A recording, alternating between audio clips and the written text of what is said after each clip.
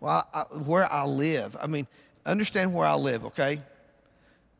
2 weeks ago of NASCAR. How many of you have seen the prayer of the pastor from NASCAR? It got to over 2 billion hits in 8 days. Okay, that's where I live in Lebanon, Tennessee. That wasn't you, was it? No, that wasn't me, no, all right? But I thought it was so stinking hilarious. And back to where you talked about is that we really, it's not a core value, but we want our people to have fun when they come to church and be able to laugh. You know, and that's what that whole video clip, how many of y'all seen the clip? Well, you need to see it sometime. You need to Google that and just hear the guy pray and see what it did. But it was funny and people laughed. You know, and so when you talk about the whole core values and the make sure that they are who you are. Let's drive through this to page 6. Values are not what we say, but what we do. And values are the filter through which we do ministry and make decisions. One of the things about these values and the purpose statement is it gives you focus. So many churches that I consult with and talk with, and they call us up. And in church staffs that I've worked on before, we did too many things. Yeah. Do you know what I'm talking about? We were doing a bunch of different stuff. We were doing 100 things, but we weren't doing any of them well because all of our energy, all of our resources were so spread thin. When we started a new church, and when you do that, you get a chance to set the DNA. And one of the things you want to do is to focus. Pick a few things and do those things well. Look around your community and see what the needs are.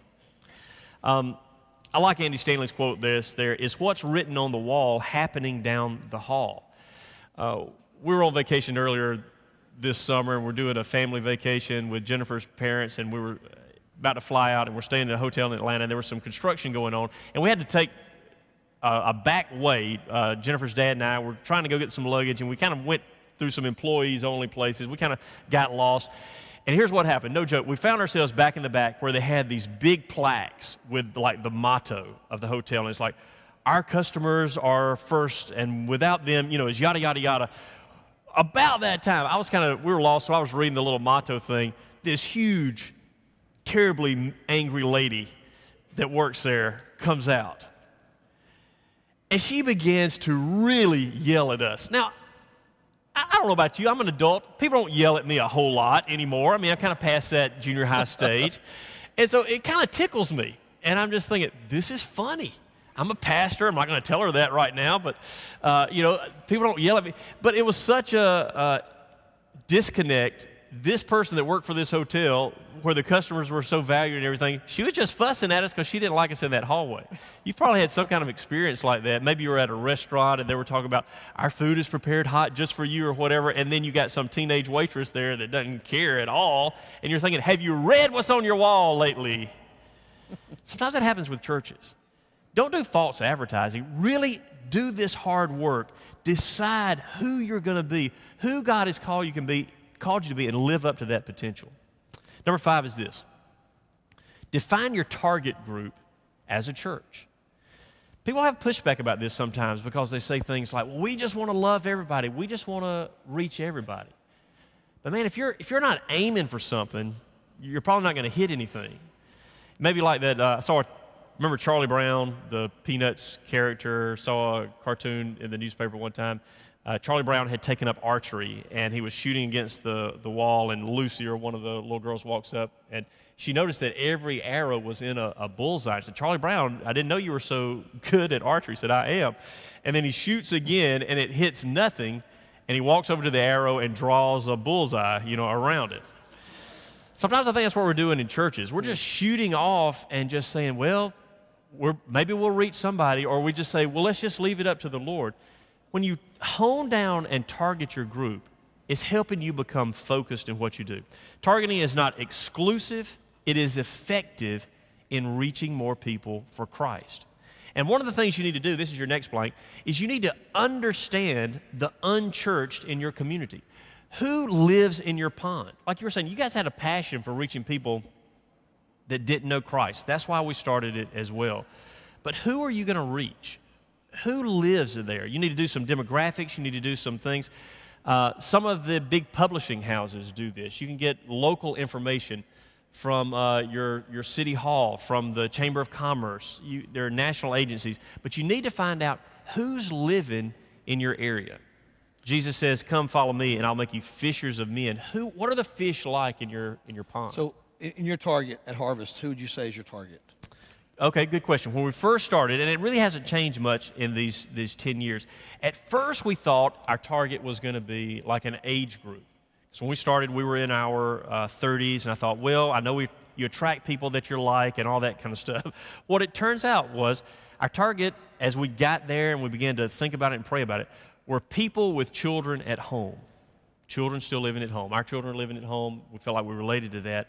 Now, this kind of broke out of an age demographic because in our area, people were having children later in life. We were having 50 and 60-year-olds with kindergartners, which was kind of a new thing. So we knew from the very start we wanted to have the best children's ministries that we could. So we say that our target is the guy, he's got kids at home, and he's not a bad guy, but instead of going to church on Sunday, he often scoots the wife and kids out to church, and he's sitting with a paper and a remote control and a beer, and he's watching TV. Not because he's a bad guy, but because he just doesn't think God is relevant to his life. He even believes in God, but he doesn't know him. Right. So everything that we do, that target helps us to speak his language, from the kind of clothes we wear on stage to the kind of music that we have. And I would say to you that I would really challenge you to do this because it can be an uncomfortable thing, but ours is sort of like Jim. We're reaching young couples with young kids is what we're reaching. And but here's the thing that I would tell you to really start studying and looking at is you need to start looking at the college generation. Because you say, well, they're the church of tomorrow. Well, they're really not.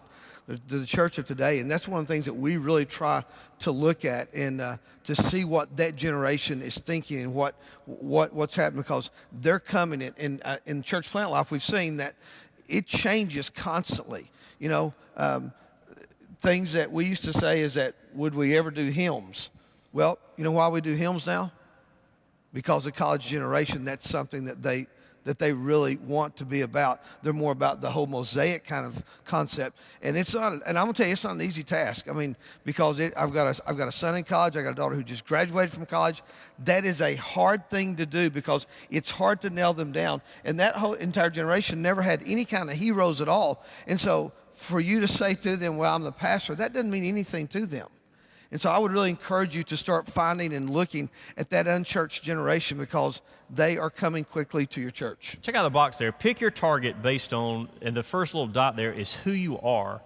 Like attracts like. You know, remember the story of David when he was about to fight Goliath and Saul was talking to him. He's like, "Man, you can't do this. You're just, you're too young. You're not a warrior." And David, you remember what he did? He said, "I killed a lion. I killed a bear, and this Philistine is going to be like them." I think there are a lot of sermons, a lot of stories in that, but one of the things David does is he looks back over his past successes. As a church starter, what are you good at? Where have you had successes in ministry? Maybe you've not started a church before, but maybe you've started a business. Maybe you've started a Sunday school class. Maybe you've started a youth group. Maybe you've grown something.